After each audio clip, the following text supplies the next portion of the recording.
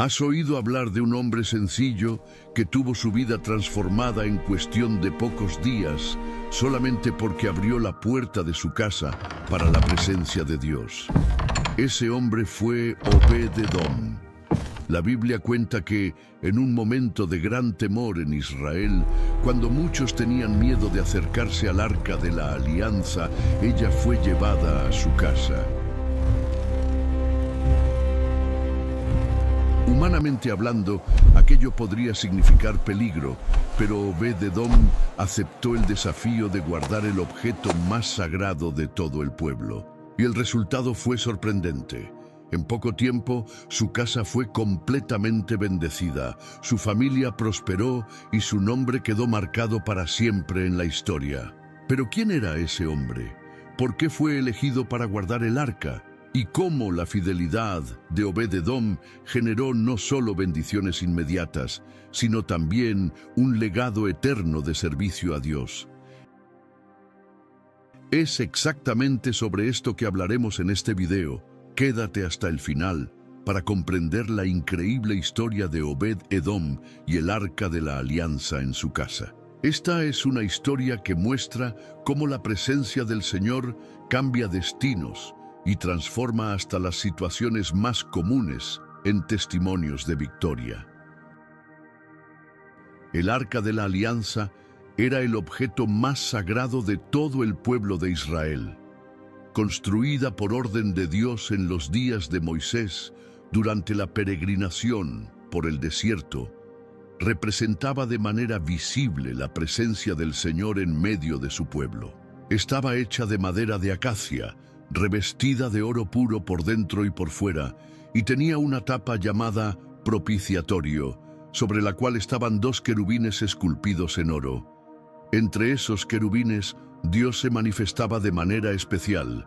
Éxodo capítulo 25, versículos 10 y 22. Dentro del arca estaban guardados 3 elementos que simbolizaban la alianza de Dios con Israel: las tablas de la ley entregadas a Moisés en el Sinaí, un vaso con el maná que sustentó al pueblo en el desierto, y la vara de Aarón que floreció para confirmar la elección divina del sacerdocio. Por eso, donde estaba el arca, había temor y reverencia, pues representaba el propio trono de Dios entre los hombres. Después de que el rey David consolidó su reinado y estableció Jerusalén como capital de Israel, nació en su corazón el deseo de traer el arca de la alianza a la ciudad santa, con el fin de centralizar la adoración al Señor. Segundo libro de Samuel, capítulo 6, versículos 1 y 2. Hasta entonces, el arca estaba guardada en Kiriat Jearim, en la casa de Abinadab, donde había permanecido por muchos años desde los días en que los filisteos la devolvieron después de derrotas humillantes que sufrieron al intentar mantener el arca entre ellos. Primer libro de Samuel, capítulo 7, versículos 1 y 2. El pueblo se reunió con gran alegría.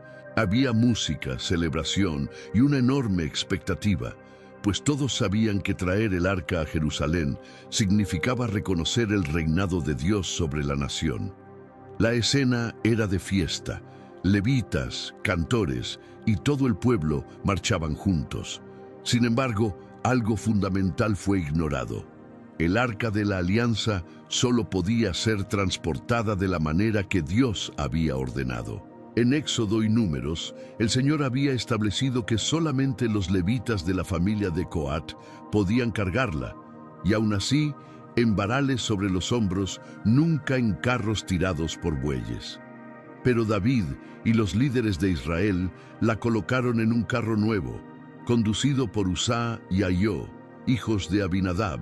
Segundo libro de Samuel, capítulo 6, versículo 3.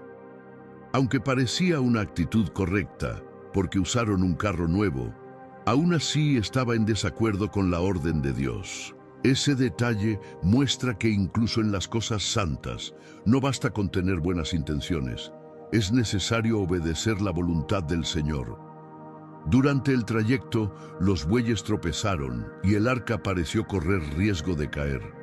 En ese momento, Usá extendió la mano para sostener el arca, con la intención de protegerla. Sin embargo, el acto de tocar el arca estaba prohibido, pues ella era la manifestación de la santidad de Dios. Inmediatamente la ira del Señor se encendió contra Uzá, y él murió allí, fulminado delante del arca. Segundo libro de Samuel, capítulo 6, versículos 6 y 7. La fiesta que antes estaba marcada por alegría y música se transformó en espanto y temor. El pueblo quedó sorprendido, y hasta el propio rey David quedó profundamente afectado y lleno de miedo.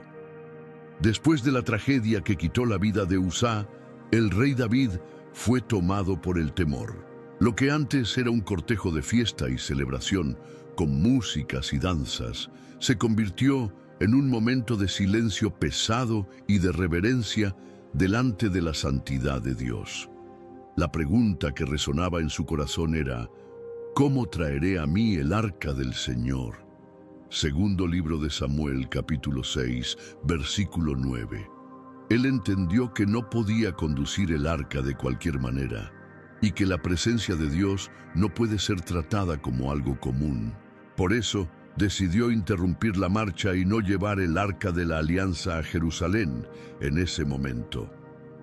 En su incertidumbre, David necesitó encontrar un lugar donde el arca pudiera permanecer hasta que buscara una dirección clara de Dios sobre cómo transportarla de manera correcta. Fue entonces cuando la decisión recayó sobre la casa de Obed-Edom, el levita. Segundo libro de Samuel, capítulo 6, versículo 10. Obed-Edom aparece descrito como geteo, es decir, ligado a la región de Gat, pero al mismo tiempo identificado entre los levitas que servían en el templo en funciones de guardia y adoración. Primer libro de Crónicas, capítulo 15, versículos 18 y 24. Esto significa que él no era un hombre cualquiera. Pertenecía a una familia que tenía responsabilidad directa en la adoración a Dios y conocía la santidad del arca. Aún así, imagina el peso de la responsabilidad que fue colocado sobre él: recibir en su casa el objeto más sagrado de Israel, aquel delante del cual hasta un error costaba la vida, como había sucedido con Uzá. El arca de la alianza no era un simple cofre de oro. Era el trono del Señor en la tierra, el símbolo visible de la presencia de Dios en medio de su pueblo. Guardarla en casa significaba más que tener un objeto precioso a la vista. Era abrir las puertas para que la santidad de Dios habitara en el hogar. Para eso era necesario reverencia, temor y pureza. Obed-Edom asumió esa tarea con valentía. No hay registro de que él haya dudado o rechazado. Lo que vemos es que acogió el arca en su casa con respeto y sumisión al Señor. Ese gesto demuestra fe y confianza. Donde otros tendrían miedo, él recibió como honra. Mientras tanto, David se retiró a Jerusalén. El rey, que había comenzado la jornada en fiesta, volvió abatido y reflexivo.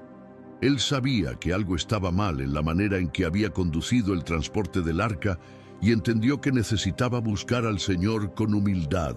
Así, el arca permaneció en la casa de Obed-Edom, esperando el tiempo de Dios para que volviera a ser llevada con la debida reverencia. Cuando el arca de la alianza fue llevada a la casa de Obed-Edom, muchos podrían imaginar que aquel sería un tiempo de tensión y miedo, ya que recientemente Uzá había perdido la vida al tocar el arca. Sin embargo, lo que la Biblia nos muestra es exactamente lo contrario. En vez de maldición o juicio, la presencia de Dios trajo bendición abundante, transformando la vida de aquel levita y de toda su familia. El texto de segundo libro de Samuel, capítulo 6, versículo 11 es claro: y estuvo el arca del Señor en casa de Obed-Edom, el geteo, durante 3 meses, y el Señor bendijo a Obed-Edom y a toda su casa. Esos 3 meses fueron tiempo suficiente para que todos notaran la diferencia. La casa que antes era común, ahora se convirtió en lugar de prosperidad, paz y honra. Todo lo que pertenecía a Obed-Edom pasó a prosperar: sus bienes, su siembra, sus rebaños y hasta la salud de su familia. Donde la presencia